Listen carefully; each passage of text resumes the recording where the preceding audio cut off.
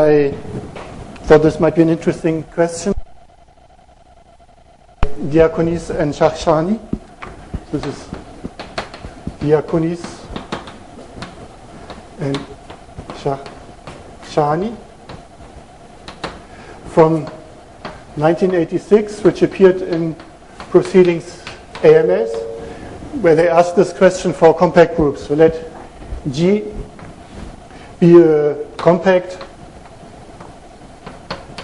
separable topological group. Then we know such a group has a Haar measure, mu G, the Haar measure.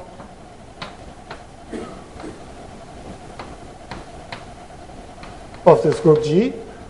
And we know this measure is invariant, so we have a convolution on our four measures coming from the group product, and delta G convolution mu G is equal to mu G with the Dirac mass in G is equal to mu G. And this implies also that mu G convolution with mu G is equal to mu G itself. Now they ask the question, does there exist another measure whose convolution is also equal to the Haar measure? So does there exist some new probability, or actually if it's a positive measure, because of the normalization, it will automatically be a probability.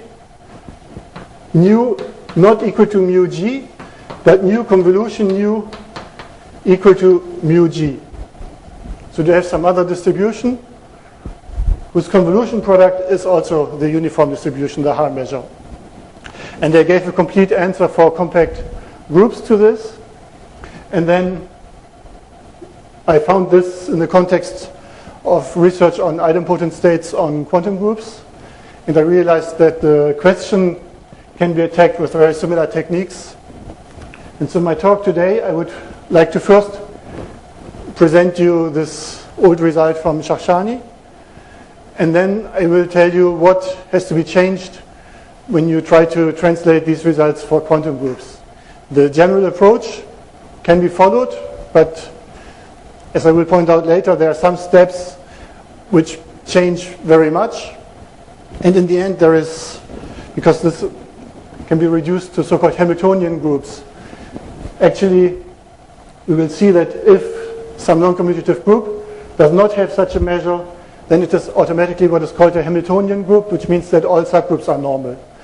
And they use a structure theorem for such groups, which for quantum groups is not available. So this last step is not possible because the structure of quantum groups at this stage is not understood as well.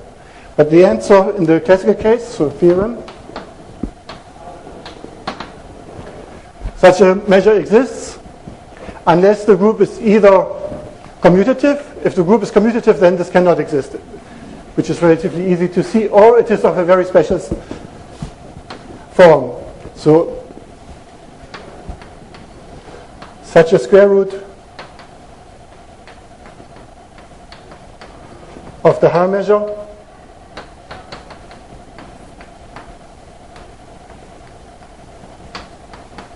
exists unless G is abelian.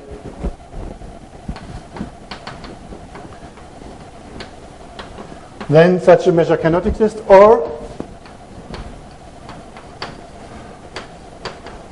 of the form H.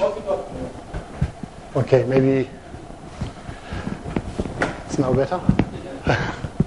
So exists unless G is abelian, or of the form product of H with E, where H is the 8-element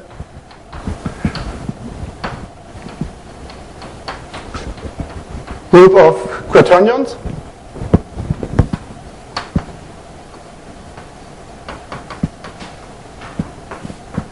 And E is some product of 2-element groups, some product of Z2. And E is some product of 2-element groups. Because the only group with 2 elements is Z2.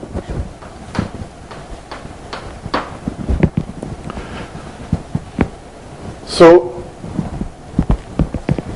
to prove this result, we need some information of the representation theory of compact groups. We will use Peter-Weil theory, use the fact that the matrix elements of unitary inequivalent representations are orthogonal, and some results on the Fourier transform for compact groups. I should use this to erase the blackboard.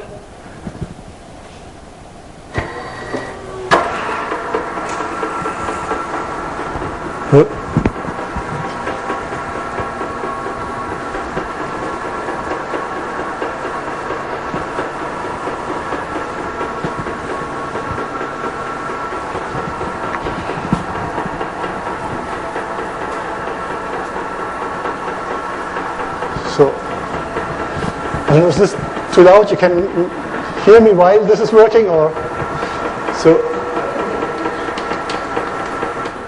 unitary irreducible representations. So we have a map from U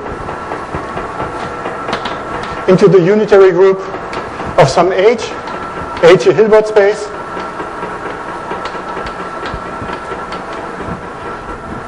Is a unitary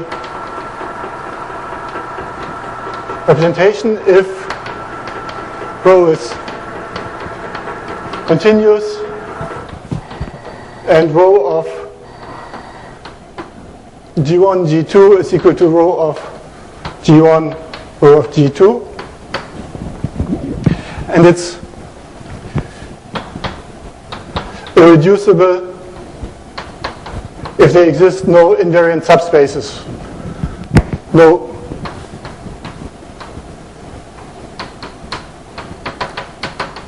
non-trivial invariant subspaces. And it is known that for compact groups, all representations are reducible, meaning if they're not already irreducible, then we can compose them into a direct sum of irreducible ones. And there exists a collection up to unitary equivalence of such unitary irreducible representations. So let I be the collection of unitary irreducible representations, one of each equivalence class, where equivalence means I can find some unitary operator which maps from one to the other. Then I define the Fourier transform, so let mu be the measure on G. Then I call the collection integral rho pi of G, d nu of G, for pi and I plays the role of the Fourier transform. So this is the Fourier transform of nu. And some measure on a compact group is uniquely characterized by its Fourier transform. So this is some operator, and since all Hilbert spaces for the irreducible representations are finite dimensional, these are matrices. So we have a collection of matrices which characterizes our measures. The special case where the group is, so if G is abelian, then all unitary irreducible representations are one-dimensional, because all unitary irreducible representations are just characters. And so this is just a collection of numbers, one for each character.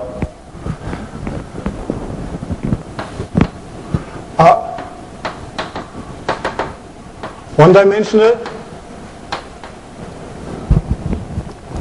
And we know that for the Haar measure we have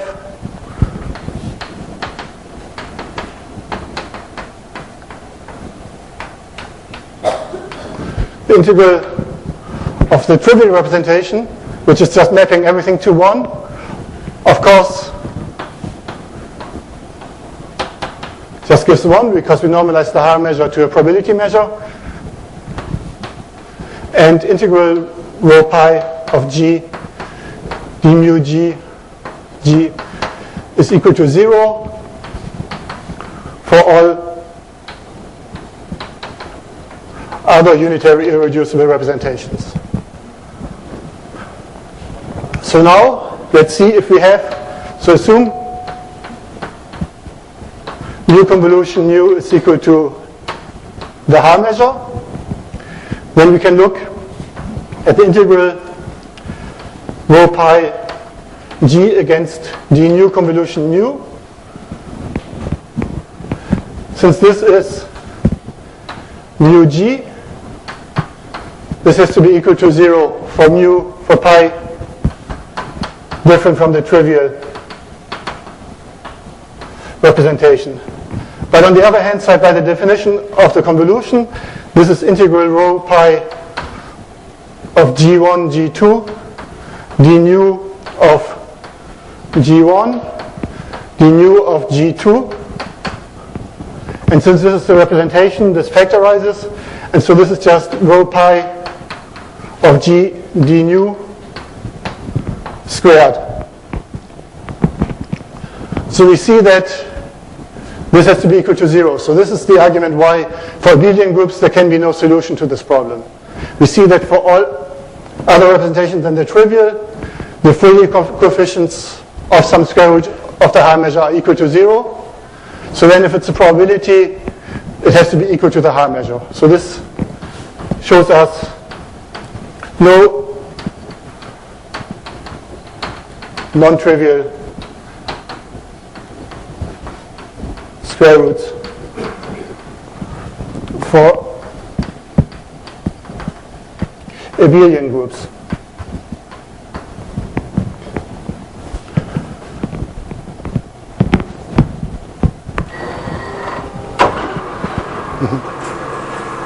Oh?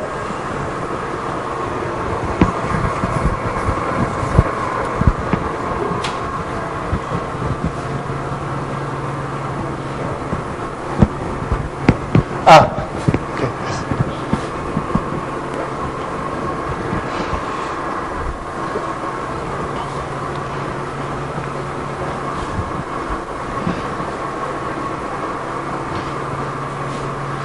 Now the way that Diaconis and Shashani attack this problem is to, of course, this tells us also this same argument here, that if we want to have something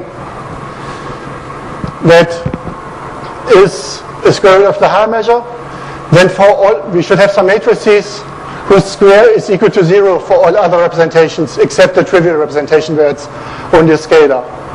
And so this, maybe write SLM. So there exists some nu different from G such that mu convolution nu is equal to mu G. If and only if there exists some nilpotent real bounded, well, let's call it psi, such that psi convolution psi is equal to 0. And so how do we see this? Well, it's rather straightforward. We take psi is equal to mu g minus mu. It's just the difference between the two. Then psi convolution psi is equal to mu g convolution, mu g minus nu, convolution with itself. So this is mu g convolution mu g minus mu g convolution nu minus nu convolution mu g minus nu convolution nu. And you see all these terms give mu g, but twice with a positive sign, and sorry, this is with positive, and twice with a minus sign. So this is equal to 0. And conversely, if psi star psi is equal to 0, then this implies that mu g plus c times psi convolution with itself is equal to mu g, because this property implies that mu g of 1 is equal to, that psi of 1 is equal to 0, because psi convolution mu g is equal to psi of g, the total mass, times mu g, but the total mass of some nilpotent measure has to be equal to 0. So this is equal to 0. So conversely, if we have some nilpotent element, then for all real complex, real constant c, this is the solution of our equation.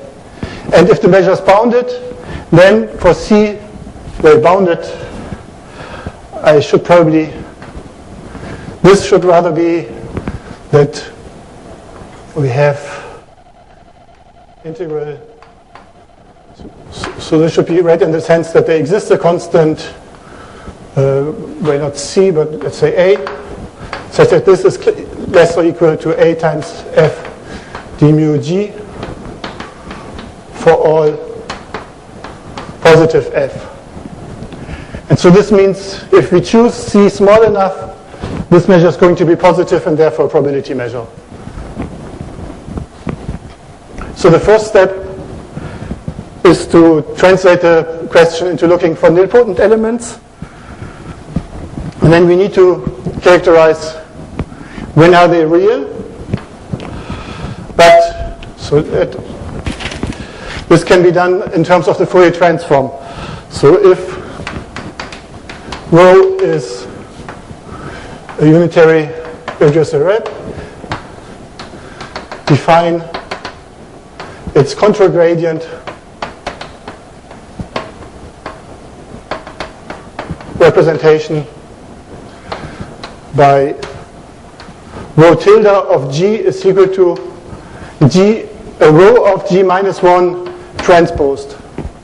Since taking the inverse and taking the transpose both reverse the order, this defines again a representation. And we have, if I do this twice, I get back the original representation. And we have a characterization, mu is real if and only if integral rho tilde of g d nu is equal to rho of g d nu complex conjugated. Because we have unitary representations, rho of g minus 1 is the conjugate, is the adjoint of rho, and so there only the complex conjugation remains. So the measures which are real are characterized by this property of the Fourier transform, the Fourier coefficients. So now the question is, when can I find some nilpotent element? And yes, maybe I should use this one.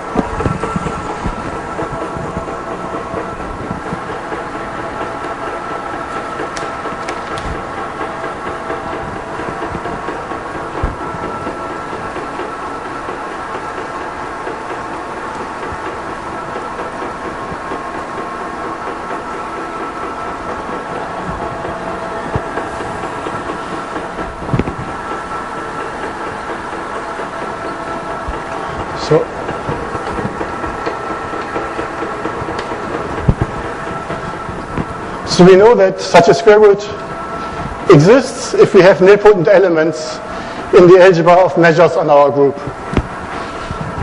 So we want to see when does such a square root not exist is actually the classification I gave in my theorem. So if mu of G equal to the convolution algebra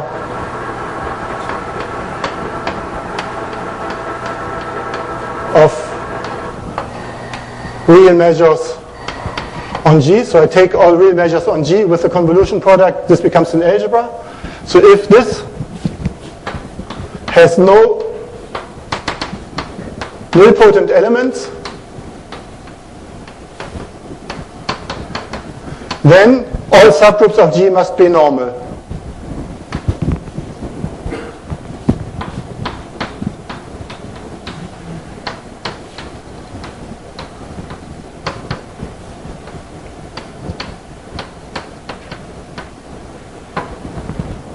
And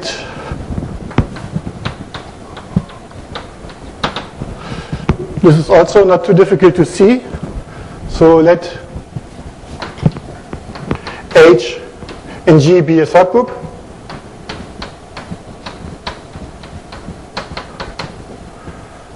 Then the Haar measure of the subgroup is some idempotent element, as you can easily verify by looking at the convolution. Then mu H is an idempotent in mu of G, and you can check H is normal if and only if this measure commutes with all Dirac measures. So mu H convolution with delta G gives the same no matter from which side you shift the measure. It's maybe, well, for intuition, think of the case where you have finite groups, then this is just 1 over cardinality of H, sum delta G for G and H. And if you have normality, it means that if you take the subgroup and you multiply from the left or from the right, it gives the same as a set. The cosets from the left or the right are the same. And so we see that normality corresponds to this idempotent being central. And actually there's a little calculation. So if a ring has no nilpotent elements,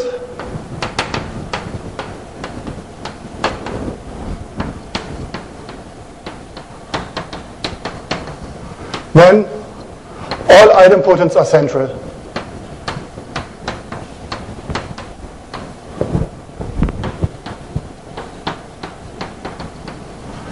I will give the proof of this, and then you see here, if you have no nilpotent elements, then all idempotents have to be central. So in particular, the Haar measures of subgroups have to be central, and so these subgroups have to be normal.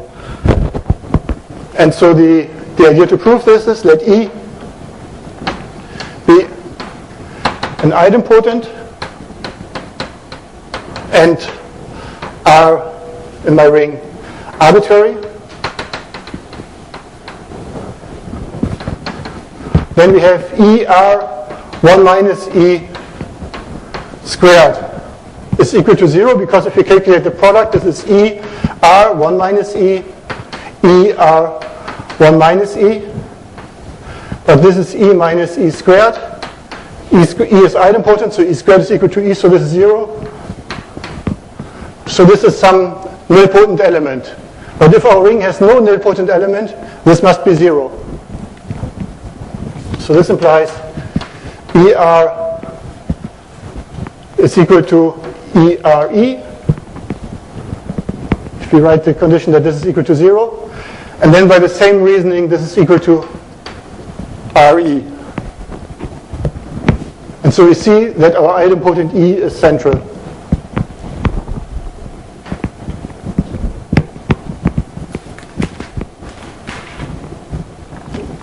So after this,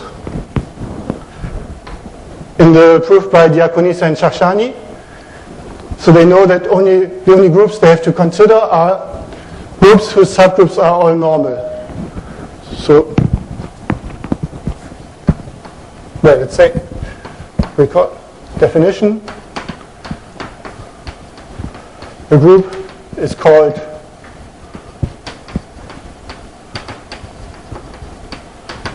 Hamiltonian if all its subgroups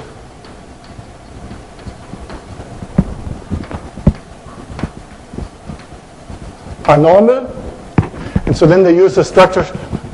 Then they use a structure theorem which gives the form of Hamiltonian groups, and then check using the structure theorem in which cases you have a square root on these. And they find that for some of them you have, and for the rest you don't, and you get the result which I announced in the beginning. So structure theorem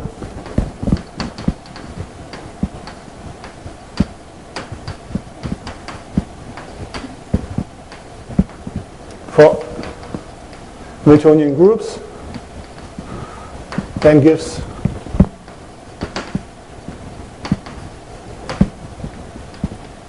the result. There's some work which they do in the paper which I mentioned to extend actually the structure theorem for Hamiltonian groups from finite to compact.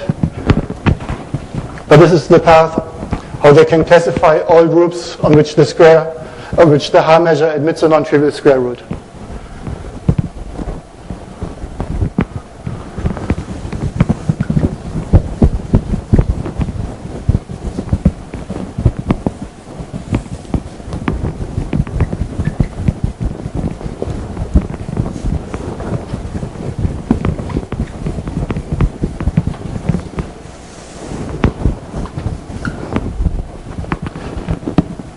Now,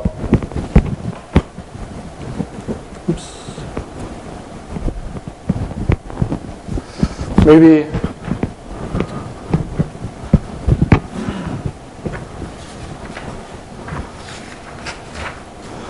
some example.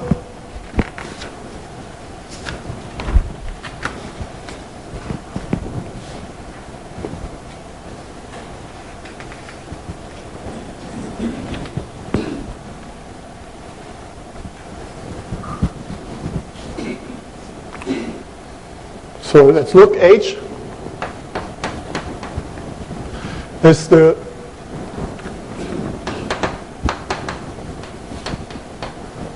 group which consists of the 8 unit quaternions. So maybe know that quaternions, you have the relation I times j is equal to k is equal to minus j times I and cyclic. And if you take these elements, these 8 elements, they form a group.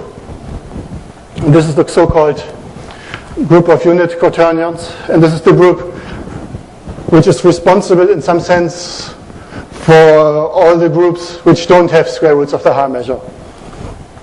And we can have, so we can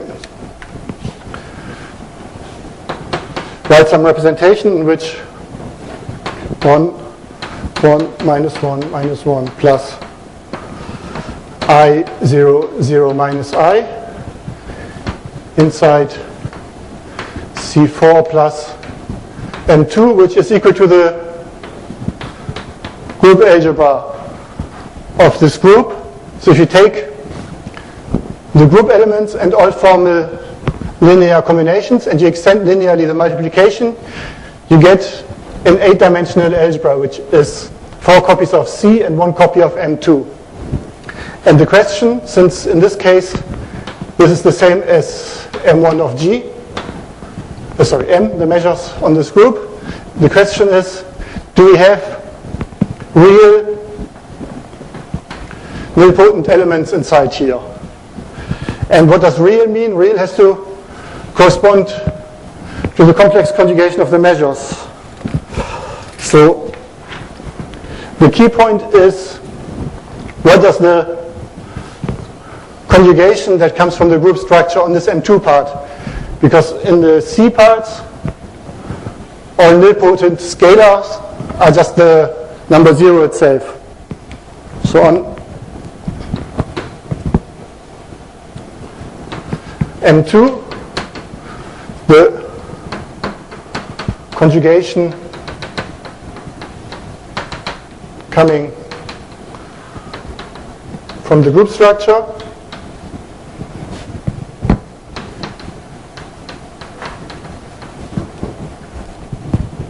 is given by A11, A12, A21, A22, zwei dagger for this, is equal to A22 bar minus A21 bar, A12 bar with minus sign, and A11 bar. So this is, so we would need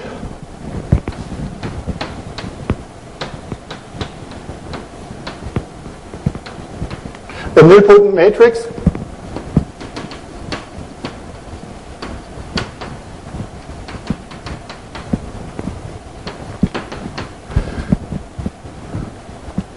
A equal to A11, A12, A21, A22, which is at the same time real.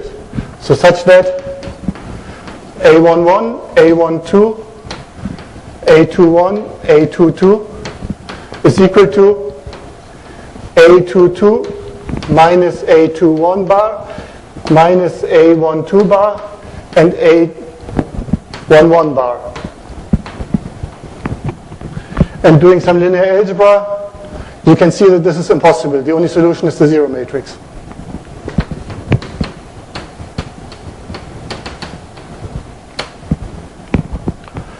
Now if you take other groups, for example, the dihedral group, which has also 8 elements, and which is actually, the group algebra is also C4 plus M2. The group structure induces another conjugation in the M2 factor, and that's why in that case you can find real and nilpotent elements.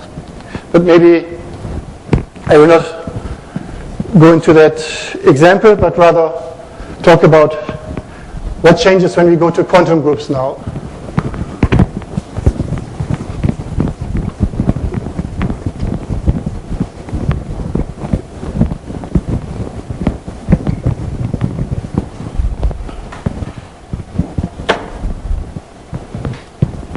So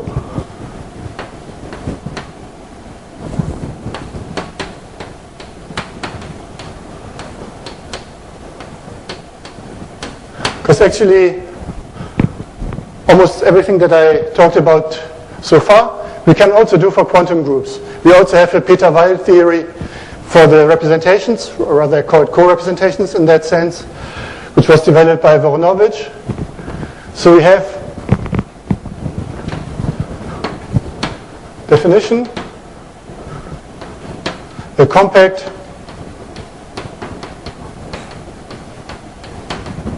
quantum group is a unital C-star algebra A with a unital star homomorphism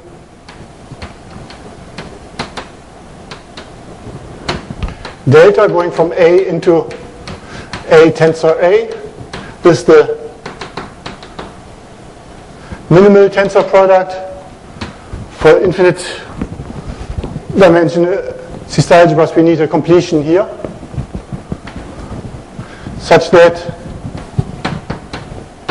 identity tensor delta composed with delta is the same as delta tensor identity composed with delta. And the following two sets, delta A times 1 tensor B for AB in A, and delta A times B tensor 1,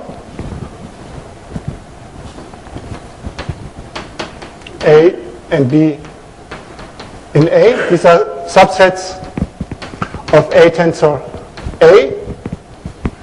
Since delta A gives us a tensor, and then we multiply with 1 tensor B or B tensor 1. And they should be dense. They should linearly generate everything in here. So we should take linear combinations, span. And then they are dense in a tensor A with the C-star algebraic tensor product here. These are called, so this property is called co-associativity because it reflects actually the associativity of the multiplication of a group. And these are called the cancellation rules because they are enough to guarantee that we don't have a semi-group but actually really something that corresponds to a group. Example, G, a compact group. A is equal to C of G, all continuous functions on G, and delta goes from C of G into C of G tensor C of G, which here is the same, can be identified with C of G times G with the groups in two arguments. And delta of some function applied to two arguments is nothing else than f of G1 multiplied with G2 in the group. So we see the net delta in this case really comes from the group multiplication. And it can be shown that if we have commutative C-star algebras, then they are automatically of this form. You can use Gelfand's theorem to show, tells us that any commutative C-star algebra is the algebra of continuous functions on some underlying space, which in the case of unit algebras is a compact space. And then this map delta can be used to equip this underlying space with a group structure.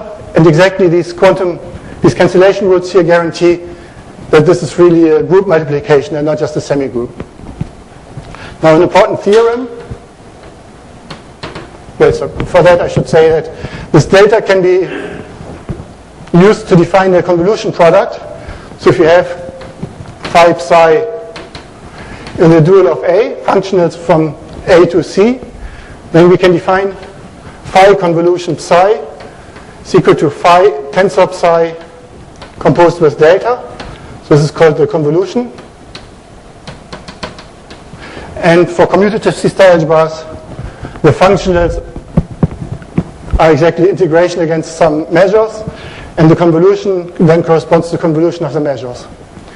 And then, theorem, there exists a unique state such that phi convolution, so let's call it H is equal to H convolution phi is equal to phi of 1, the constant function, times H. And this is called H, it's called the Haar state.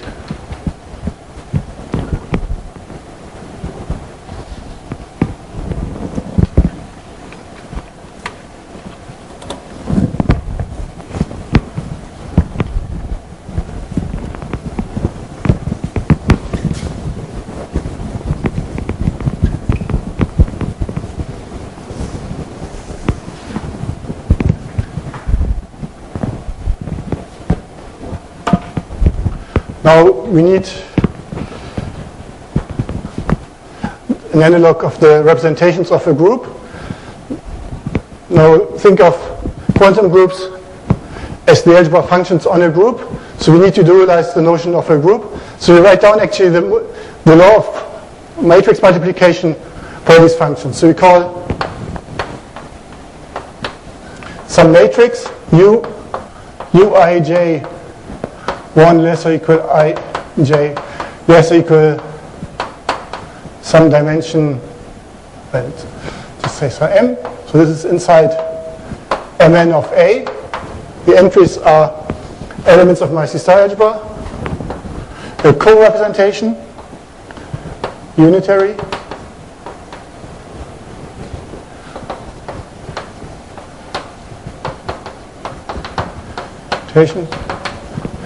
If, first of all, we have U star is equal to U star U is equal to 1, where this 1 is in Mn of A. So this is 1, 1, 1. This matrix here in Mn of A. So this just is the unitarity. And then we need the group law, and delta of Uij is equal to the sum k from 1 to n uik tensor u kj. So you see here's encoded matrix multiplication, and if you take some representation of a compact group, then the functions which map a group element to the matrix elements of this representation are exactly a co-representation. And just as for classical, so there exists like a Peter-Weil theory.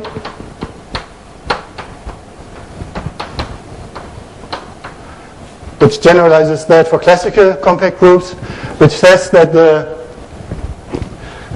coefficients of these co-representations generate in algebra dense in A. They satisfy some orthogonality relation with respect to the Haar state, and they can be used to define a Fourier transform. So we have also some Fourier transform.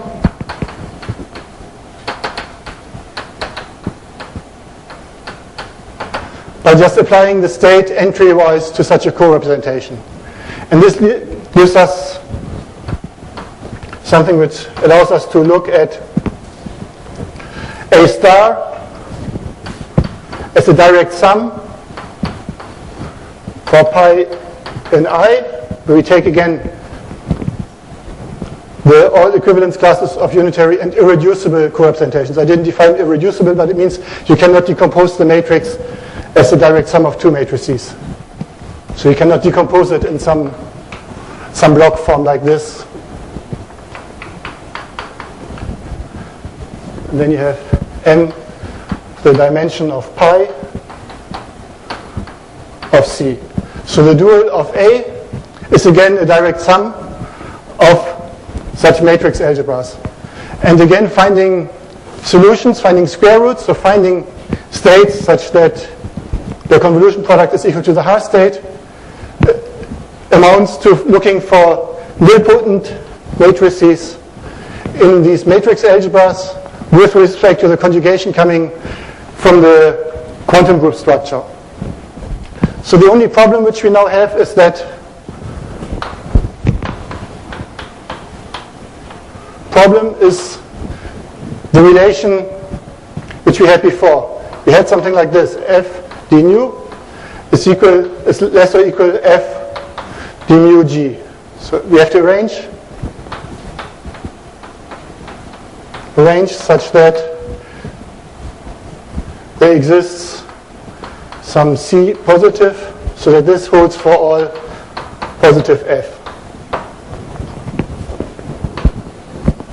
And this is difficult because such inequalities for states in general don't hold. This holds actually in the group case. I didn't go into details there, but this can be shown to hold because if you only take something from a finite number of terms in these matrix algebras, then it is going to be a measure which has a bounded density with respect to the Haar measure.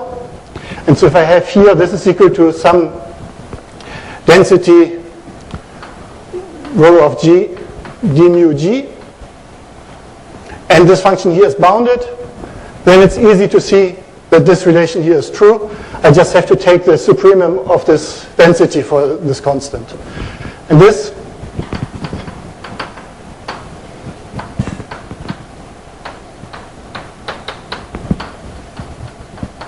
doesn't work same way for quantum groups. So as a first step, this kind of argument still works if I have a state which is tracial. So still works nicely if H is a trace. In that case, one talks about so-called Katz algebras, the special case of quantum groups whose Haar state is a trace is called a Katz algebra.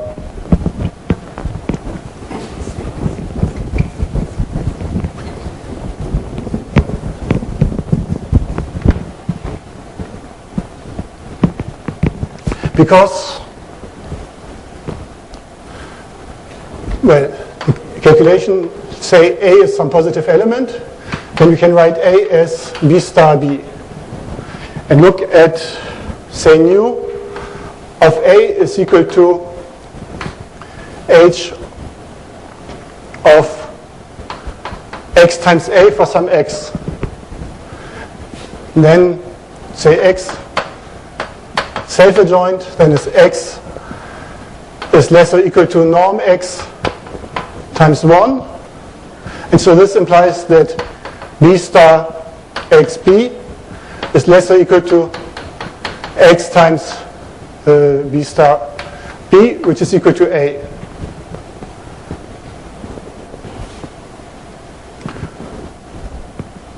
And then we can use this. So this implies that nu of A is less or equal to norm x h of A if H is a trace.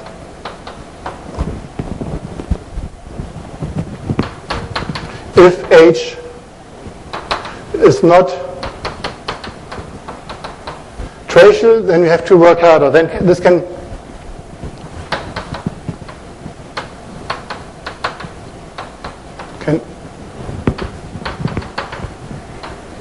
still be done under stronger assumptions.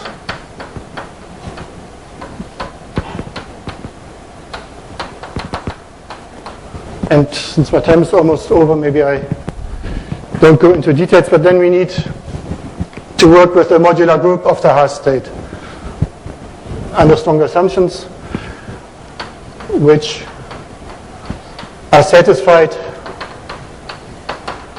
at least for some quantum groups. I don't know yet exactly the class for which they're satisfied. Maybe they're satisfied actually even for all, but I know they're satisfied for some compact quantum groups.